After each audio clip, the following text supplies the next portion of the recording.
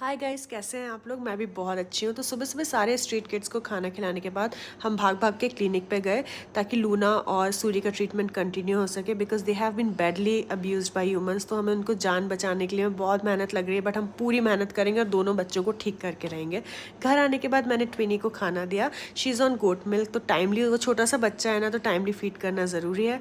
Luna ने बहुत बेमन से थोड़ा सा कर्ड खाया, बट ठीक है, मुझे पता है, मुझे भरोसा है कि ठीक हो जाएगी। सूरी ने भी थोड़ा सा खाना खाया था, उसका भी ट्रीटमेंट अभी चेंज किया, जिसके बारे में मैं आपको कल प्रॉपर अपडेट दूंगी। थोड़ा सा स्ट्रेसफुल डे था, बहुत लंबा दिन था, बट जब हमारी रॉक्सी ने बहुत सारा प्यार किया तो बहुत दिल खुश हो गया। Roxy is also rescued kid जो हम सबको बहुत प्यार देती है। तो हम सब ने मिलकर ना, नैनो ने, सब ने मिलकर उसको बहुत बहुत बहुत सारा प्यार किया। थोड़ा सा खेलने के बाद फिर मैंने ट्विनी के साथ टाइम स्पेंड किया, बिकॉज ट्विनी अब चलने लगी है। हमारा छोटू बच्चा धीरे धीरे बड़ा हो रहा है और बहुत अच्छा लगता है कि आपने एक ज़िंदगी की जान बचाई। और